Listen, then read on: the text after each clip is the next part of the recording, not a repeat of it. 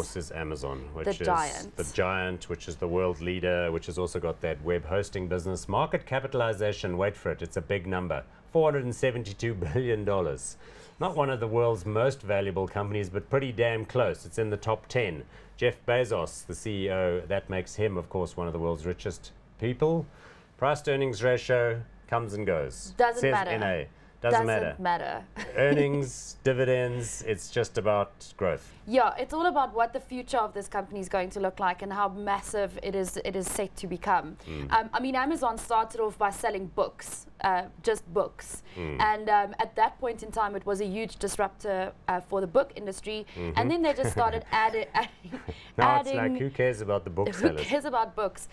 No, everyone cares about books. And apparently books are making a comeback, I heard. Physical books? Yes, I heard forget about that. But books on the Kindles and in your iPhone reader and all that, that's wonderful. So Amazon started diversifying from there, and they also, I mean, some of their biggest growth areas are web services, so actually cloud services. That's hosting for themselves, but then also providing hosting services for high traffic sites, all of them basically. Absolutely. They're also now one of the leading advertisers or advertising platforms in the world, kind of getting into Google space a little bit. Tell us about the Prime service. What is that and why is it so powerful for them?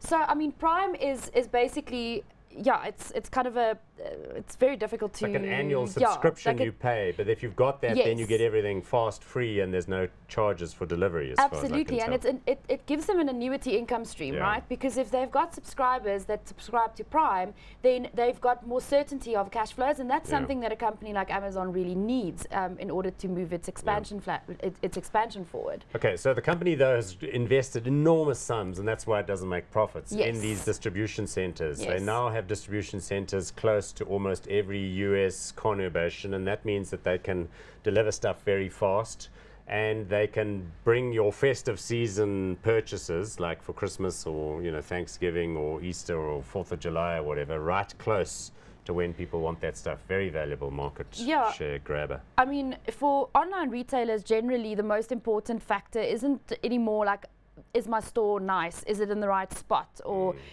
do I have the right kind of, do I have the right brands? Am I stocking the right stuff? It's more, am I going to be able to fulfill? Yes. So you click on something, you buy it. You actually want that instant gratification. You want it pretty quickly. And let me give you a practical example for the viewers. So my son, who is 17, is a big gamer. So he bought himself a new NVIDIA GeoForce chip, the graphics card. He's traveling to America on a school tour, so he worked out on his itinerary. He bought it on Amazon, had it delivered to a friend who lives in Seattle because he was going to be passing through Seattle for a 2-day period. No problem, says Amazon. Boom, they deliver it to him. The person wasn't at home, they left it at the store a few meters away from where the person lives. He's got the stuff. So that's the kind of fulfillment smarts that they have and that they can offer. So these companies just have to become really, really good at logistics, basically. And Amazon is now becoming the best at this logistical game. To be look, they've bought a whole lot of airplanes as well for their own flying stuff around. And there's rumors that they may even look at buying, say, a UPS or FedEx, because at the end of the day, they are such a dominant deliverer of parcels that they've got to have that kind of back end. And it makes sense because the next step for a company like this would be to kind of to enhance that vertical integration and to really own the entire supply chain, because they're struggling with margin, and maybe this is a way for them to actually start getting some margin gains. What about international expansion? That's the final thought I had, is because we know that they're in like UK, Australia, companies like that, countries like that. They're sort of expanding aggressively in India. Yes. They're not in China. That's okay, because we know, we can talk in a minute about Alibaba and them. They're all very strong there. But Amazon must have lots of global expansion capability. For one thing, for example, they should be more present here in South Africa. Yeah, I mean, they've got big expansion plans, and certainly in South Africa, they've got brand awareness. And that's the nice thing about Amazon. They've got brand awareness everywhere, even though they don't have a physical presence there. And they do still deliver here. It's just not, they just don't have their own DC. And I know that they are exploring partnerships with local retailers. They must just come and buy Takealot and rebrand it as Amazon. I think Takealot hopes they that's the plan, because of course Takealot is part Naspers, part Tiger Global Asset Management, and they've done some deals where they sold, like in the Middle East, Souk was owned by the same parties and sold to Amazon. Anyway, lots of talk, but what about the share chart? Holy smokes. I know. That's one to have owned, huh? Yes, absolutely. And I don't think that share chart is going to change much over the next 5 years. I think you're probably going to continue to see some really strong gains on the back of strong expected revenue growth and perhaps that margin finally coming through. Yeah.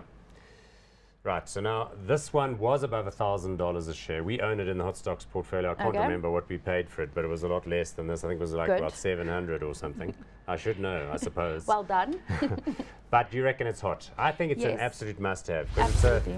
We haven't even talked about their grocery deal and the Whole Foods thing. They want to be in that space as well. They're a competitor in almost every market. The minute Amazon comes after you, everyone else's share price dives. Yeah, just ask eBay. They are relentless. They are incredible. They are going to be a big, big player, much bigger than they are now in the years to come. So yes, I mean, very good operators, and I wouldn't worry about the PE on this one. Amazon is a core holding, and it's a hot for me. Excellent. Hot on that one.